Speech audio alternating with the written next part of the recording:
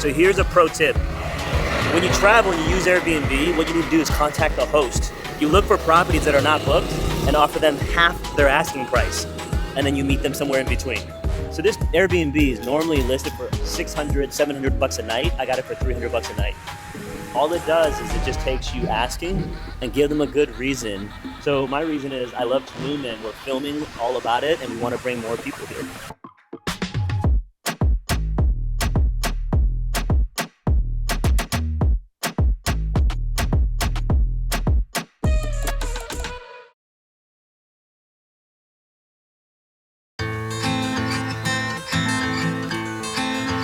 Oh my God, getting a rental car is difficult in Mexico.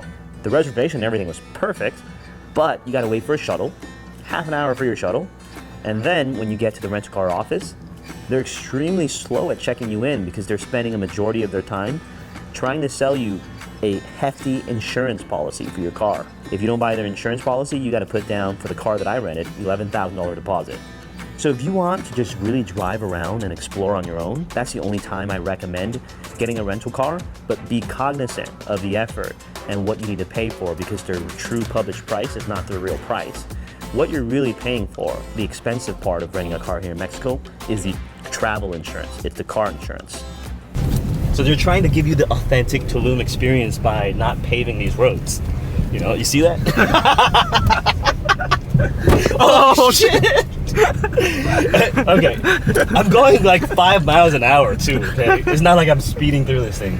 No wonder they asked me to put a big ass deposit down. I should have bought the 100% coverage. Now that I see this.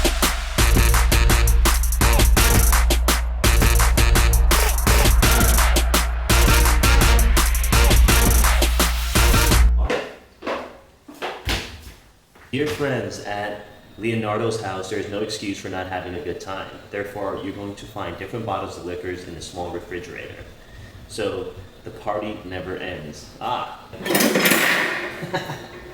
If you drink all of this today, you'd officially pay more for the alcohol here than the property itself. Tulum is a really special place. Not only is it beautiful and so Instagrammable no matter where you go, it's also extremely profitable for Airbnb. Now let's take Tulum and compare it with Phoenix, Arizona, which is one of the most profitable properties in the US. If we compared a 4-bedroom in Phoenix versus a 4-bedroom in Tulum, a 4-bedroom in Phoenix now, fixed up with the pool, will cost you about $750,000, okay? In Tulum, that same property will cost you $650,000. If you carried a mortgage in Tulum, say you put 20% down and carried a mortgage for $520,000 at 4% interest rate, your payment would be $2,483 per month. In Tulum, this property can generate up to $200,000 per year. In Phoenix, the same property, if you were to buy it today, will cost you $100,000 more, and it would roughly make about $120,000 to $150,000. So Tulum beats it by nearly 50 to 100% more in revenue.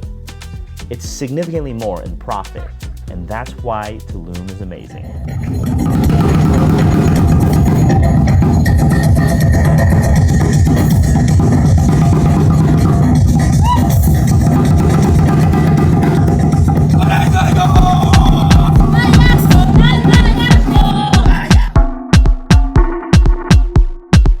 Overall, the food in Tulum was not absolutely amazing, but it's not bad.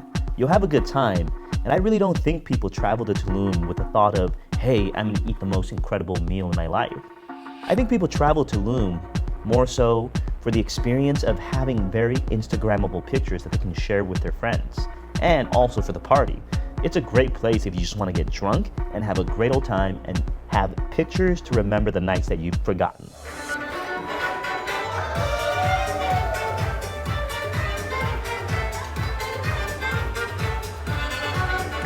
If you're in Tulum, especially if you're on that main beach street, there's always a police checkpoint there.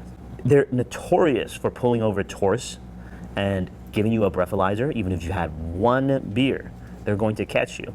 Most likely, they will want some type of extortion for you to pay them, and they'll let you go. If you are in Tulum, make sure you either take a taxi or have a true DD, a true dedicated driver who's not drinking, not even one sip.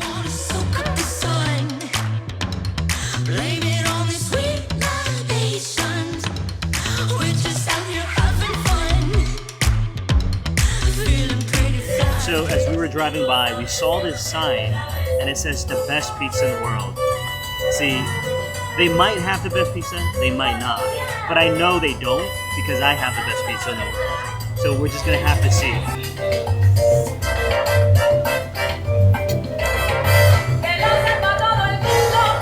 I would have to say, that was false advertisement. When I travel to another country, I always like to buy things that's designed by a local designer. I like these pants because they flare out when you walk, and it really feels like you're not wearing pants.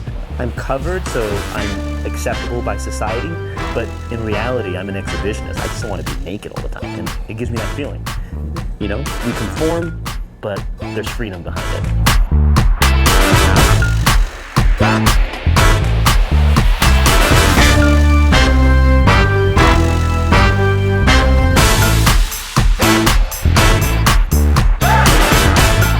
This ceviche tastes like a cold tom yum soup. Like literally you can taste the coconut milk. It's very refreshing, and I can taste all the bits of fish in there.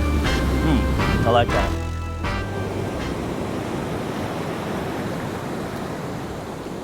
So one of the biggest thing about Tulum and just the entire Mayan Riviera is that it's filled with these things called cenotes, which are underground caves filled with fresh water. Ocean water comes through the earth and gets filtered out by all the limestone and different earth elements. And by the time they reach inland, they're now salt-free. Although you can't really drink it because it's filled with calcium, because limestone has a lot of calcium in it, but you have these nice, fresh ponds. And I met Simone, our guide, who's absolutely amazing. There's some really nice water parks here that they keep these places clean. 20 years ago, this place used to be a mess, like full with garbage, with tires, condoms. It was a mess. And these people are keeping these places clean. He was saying to keep this place safe, to not use sunblock, not use repellent, to be conscious, to not put location on social media, so we keep it secret, so it doesn't get crowded. Conscious tourism, that's the most important thing of these places. Each cenote, as I dunked into the water, spoke a different message to me. And it's a very, very unique feeling. It was just like an awakening experience, and it calmed my nerves down. Like, my nerves were high after I dunked in the water. Boom, I felt present. The very last cenote that he brought me to, we walked through this jungle path, you know, where it's just like enough for you to walk by. You're surrounded by trees that are going over your head. It feels like you're walking through a tree tunnel. At the very end of it, it just opens right up. And you see this bay that comes in, like a little bay where all the ocean water is rushing in, and it's expansive. It's like one of the most beautiful sights you can ever see. Somewhere in this video, you know, you can find Simone's information and you can contact him, and he'd be happy to take you on a trip.